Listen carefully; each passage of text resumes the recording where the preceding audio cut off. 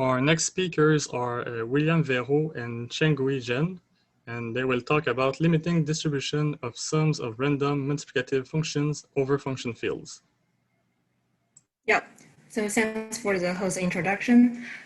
This is also a joint work with Professor Asif Zaman and two colleagues, Verreault and Unique Spedy, and it is also supported by the Fields Institute Undergrad Summer Research Program 2020.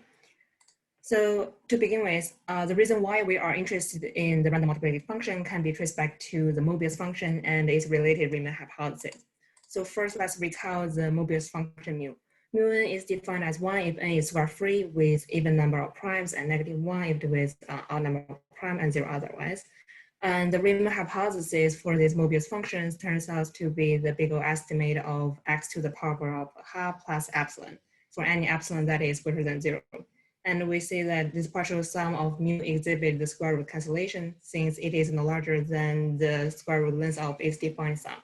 So as a heuristic inspiration of the partial sum of this multiplicative function, Wintner studied the partial sum of integer Rademacher function. And he also demonstrated that the partial sum of the integer Rademacher function also exhibits the square root cancellation as well.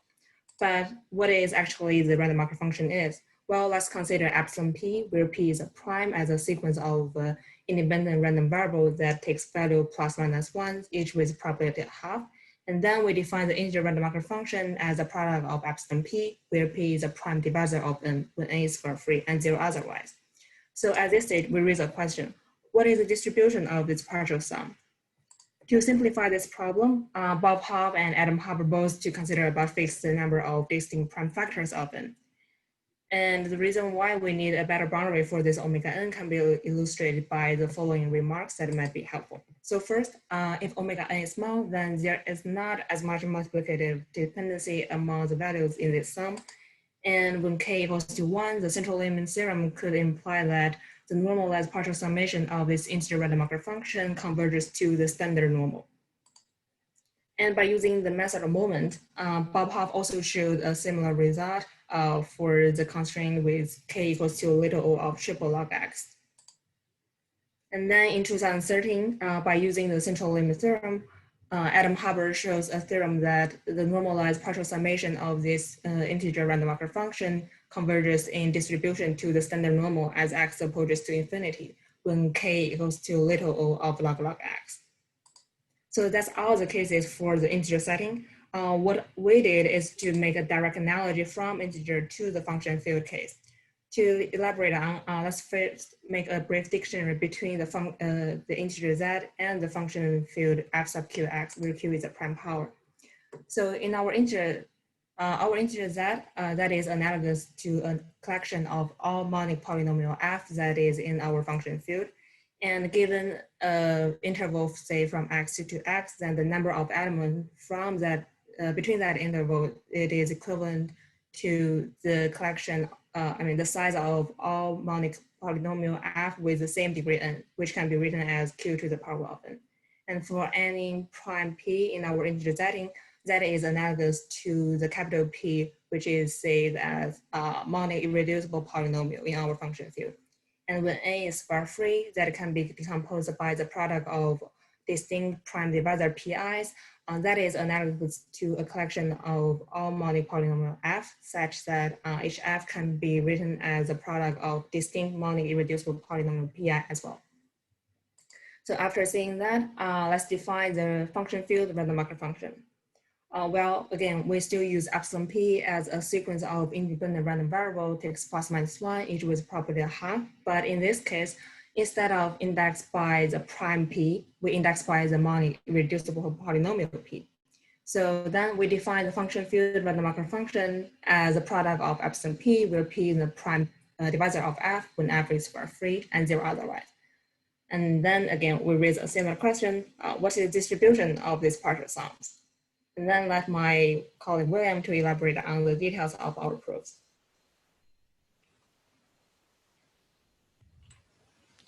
Okay, so taking inspiration from Uff and Harper, we'll consider the sums Sk of function field Rademacher random multiplicative functions over the polynomials in Pkn.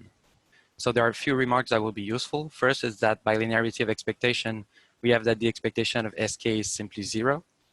And also the expectation of sk squared, again, we use linearity of expectation, and we'll find that it's equal to pkn. That's because the expectation of f times f of g is going to be non-zero when f times g is a square, so that's when f equals g. So when we look at these remarks, it makes sense to study skn normalized by 1 over the root of pkn, just thinking about the central limit theorem, for example. And that's exactly the sum that we'll find in our first theorem, which is an analogous result to Harper's. And it says that if f is a function field Rademacher random multiplicative function, and k is little o of log n, so this is also analogous to k being little o of log x over the integers, then we have that the normalized sums I just mentioned converge in distribution to normal 0, 1 as n goes to infinity. And we also have that this holds for polynomials with at most k prime factors. So I'd like to give a brief sketch of the proof. And for this, we need some background on probability theory. So first, we'll start with a sequence of random variables, and then we can define a martingale sequence. So to be technical, we should require that the expectation of the xn is finite. And then we require that the expectation of the next value in the sequence, but knowing all the previous ones, is just equal to the present value. So this is often associated to fair games. So for example, a random walk. But in our case, what we'll need is a martingale difference sequence. So it's defined similarly, but instead we ask that the conditional expectation of the next value in the sequence just vanishes. And in particular, we'll be dealing with a continuous process. So we'll replace the discrete events with a filtration. And a big tool we'll be using is martingale central limit theorem that was developed by McLeish. And it says that under certain conditions, which I'll talk about later, we have that the partial sums of the elements of a martingale difference sequence converge in distribution to normal 0, 1. So when we think about it, if we have well-chosen random variables to use this theorem with, we'll almost be done with the proof. So how could we choose these random variables? Well, here's the idea. And it actually, the overall strategy will follow that of Harper over the integers. So what we'll do is write degree plus of f to stand for the largest degree of the irreducible factors of f, and pkd of n to be a subset of pkn, where the degree plus of f is simply equal to d. And then we'll consider the restricted sums sdk of n, where we, instead of summing over polynomials in pkn, we'll sum over polynomials in pkd of n, and it's still the sum of our function field Rademacher random multiplicative functions. And what we'll notice is that these form a martingale difference sequence because the expectation of sdk, knowing all the epsilon p's, where the degree of p is less than d, just vanishes. And so that's because all the summands in SDK, well, the epsilon p that's associated with the degree d polynomial appear in SDK, the summands in SDK. But they don't appear in all the sums let's say sk sub something less than d. So you could effectively put it out of the sum. And a similar remark was first made by Blay and Jensen, for more general Rademacher chaos. And they were also pretty much the first ones to use McLeish's central limit theorem for martingales. So next things we can notice is that when we get the partial sums of our sums SDK, they're simply equal to the sums we want to consider in our theorem. So then we have that if we can apply the martingale central limit theorem to them, we'll pretty much be done. But I did mention that there were certain conditions that must be met for this to be true. So here they are. We must check the condition 1, 2, 3 old, which are the normalized variances, the Lindeberg condition, and the cross terms condition. And so I won't go into details right now about what each of them means because I'll state them in terms of our random variables. So the first condition, it asks that this sum goes to 1 as n goes to infinity. And we'll use it with the random variables SDK normalized by 1 over the root of pkn. So of course, this is still a martingale difference sequence. And when we consider its partial sums, it equals exactly the sums that we have in our theorem. And then when we plug it in condition 1, we want to show that this sum goes to 1 as n goes to infinity. But we can compute the expectation of SDK squared just as we did for SK squared. And we get that it equals pkd of n. So when we sum over d less than n, we have that this sum is simply always equal to 1. So not just in the limit. So condition 1 is easily verified. Now condition 2 with our random variables becomes this expression that must go to 0. And it doesn't look that that nice to deal with, especially because of this indicator function. But by Chebyshev inequality, it will be enough to prove that the expectation of somewhat of this fourth, the sum over this somewhat of a fourth moment is little o of pkn squared. And what we'll see is that condition 3 can be stated in a very similar way. So just a quick recap. Condition 1 is pretty much always verified. Condition 2 we've just talked about, and then condition 3 is stated in terms of this lim sup. And when we look at it with our random variables, we want to show that the lim sup of this double sum over the degree plus of the polynomials is less than or equal to 1. And then if we just reorder this a little bit, we'll show that this double sum is 1 plus O1 of pkn squared. So when we look at both conditions that are left to check, they're very similar. And so in particular, if we study the expectation of SDK squared, SEK squared, we'll get information on both of these by taking D equals E, for example. And so one way to approximate this expectation is to turn it into a counting problem. So first of all, it equals to this four sums simply by definition and using linearity of expectation. And then we have that this expectation, f of w, f of x, f of y, f of z, is going to be non-zero when the product w, x, y, z is a square. So similar reasoning to what we did before. Because the sums are taken first over pkd and then over pke, it makes sense to consider their product separately. So let's say that we write wx as a square part and a square free part, m in this case. And then it will force yz to have some other square part, but also the same square free part because we want the whole thing to be a square. And in particular, it would also force so m to have an even number of prime factors. If we just look, for example, at wx equals u squared m. So these sets, let's say of polynomials in pkd, such that the square free part of their product is m, and same thing for pke, kind of count this expectation. Then we can sum over the possible values of the square free part, which has an even number of prime factors and yeah, is square free. And in the previous expression, we'll expect that the main contributions come when m equals 1. So what that means effectively is that the polynomials that we take in these sets are equal. And in particular, excuse me, where was I? Okay. So, wait, this is, okay. So these sets, when m equals 1, they reduce to simply pkd and pke. So if we have to sum over d and e less than n, as we do in condition 3, for example, we'll get as a main term, we'll get pkn squared. And this is kind of exactly what we want.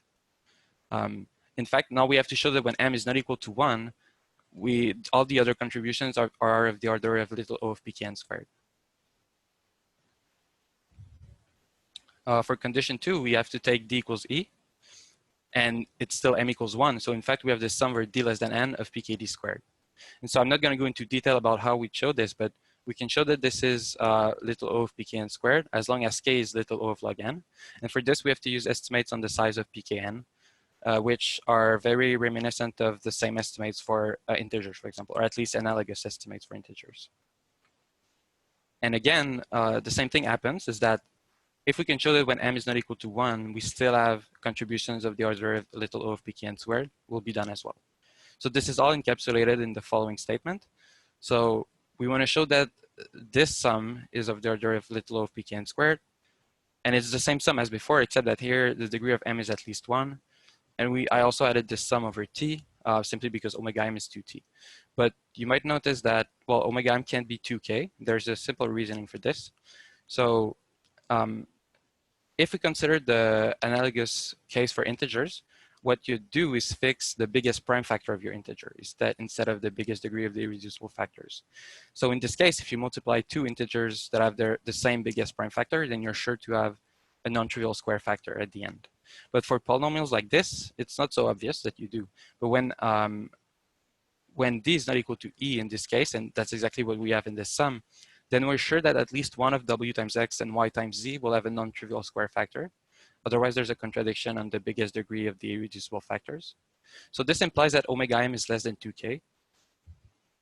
But it also allows us to kind of pull out a square factor in the sum. So here, I'm not going to go into detail about how to estimate these sums anymore because at that point it's mostly standard stuff. But what I just mentioned is definitely something you'd want to do. So in fact, to kind of end this part, I'll mention this lemma, which nearly finishes the proof. And it says that the previous sum is big O of this whole expression. So again, it would be mostly standard stuff, as I said, to get there. And so now it might look messy, but at this point, showing that this is little O of pkn squared would be pretty standard standard analysis as well. So after that, we're done because we've reduced the problem to showing that the three conditions hold. And we've showed them one by one that they actually hold.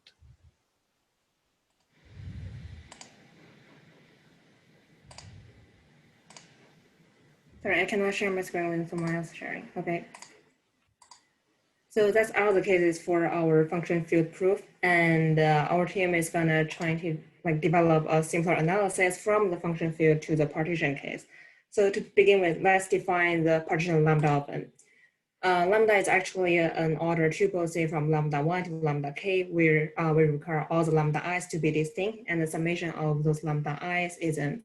And this notation is just a shorthand of partition lambda of n. And some of you might want to ask, why do we require those lambda i's to be distinct? Well, let's just pause this question for a second, and I will address it later on. So again, let's make a brief dictionary between the function field to the partition. So if you do remember, in function fields, we do have the polynomial f with degree n. So similarly, in our partition, we have partition lambda of n. And in function fields, we have the Monte polynomial f with k irreducible factors. And in partition case, we have lambda with distinct k parts. And in function field, we have plus minus 1 as our random variable, and we extended to the standard complex Gaussian random variables for our partition setting. So in our partition setting, power series is usually a good form for us to study the multiplicative function over function field, and the exponential power series is usually a good example for it. But in our case, we would like to study the variant which with this form, and XL is just basically a sequence of independent standard complex Gaussian random variables. And for each partition lambda of n, we define a lambda as a product of XL over root L, such that AN is the summation of a lambda for lambda be the partition of n. And if we do not consider about this invariant for our power series, then we would have to sum runs over all the partitions of n. So right now, our team is gonna working on analogous result in our partition setting. So we define the capital P and K as a set of partition n into k distinct part, and the small p and k is the size of this capital P and K. And if k equals to little o of log n, we are gonna prove that the normalized partial sum of a lambda, where lambda is in the partition P and K, converges in distribution to the standard normal as n approaches to infinity. So the proof idea for this partition setting is pretty much similar to what we have already done in function field case. So for example, we do have to consider about X expectation, counting the repeated pairs, and using the martingale's central limit theorem. But here I just want to highlight that we developed a new counting method with concatenation to define for any lambda and lambda prime in the partition P and K, the concatenation of lambda and lambda prime is in the partition 2 and 2k. And we use a function s to remove all the repeated pairs that in our concatenations. As you may see, this function s behaves exactly the same as what we have already introduced in our function field. So for example, when n equals 10, k equals 3, we could have lambda as 5, 3, 2, and lambda prime as 5, 4, 1. The concatenation of those two lambda is basically just combine those those 6 elements into one order tuple. And after applying the function s, we just remove the repeated pair, those two 5s. One is from lambda, the other one is from lambda prime, and what we left is just 4, 3, 2, 1. So yeah, I think that's a good point to remind us of the question that we raised before. Why do we need those lambda i's to be distinct? Well, when we take the expectation of a lambda and a lambda prime conjugate, the problem point has to do with the expectation of the Gaussian variables. So I just want to warn you that the expectation of xk times xk conjugate equals to 1, whereas the expectation of xk conjugate square equals to 0, which means if we have repeated number in the same lambda, it is impossible for us to remove it when we counting the pairs. So here's a specific example, but for the sake of time being, I'm not gonna illustrate on this example for now, but if you are interested, we can talk about later. So to end the presentation, I'll just briefly mention some open problems or what could be next. And first of all, so Harper actually showed that the full sums of these integer Rademacher random multiplicative functions, where you don't fix the number of prime factors, well, they don't converge to normal 0, 1. And so that means that its potential limiting distribution is still fully open, and there's not even a conjecture for this. And there's also a lot of interest recently in the moments of these partial sums, and that could definitely help us get information on its limiting distribution. And Harper also obtained many results recently on this and solved many of the open problems. Also, Sand and Zaman studied an analog for multiplicative functions over function fields of these moments. And what we realized is that there is a big lack of numerical data in this area. And so this summer, we also made more computational investigations on these moments of the AN. And we obtained some interesting results on that side as well, which we could not include in this presentation, but that's interesting stuff nonetheless. Thank you.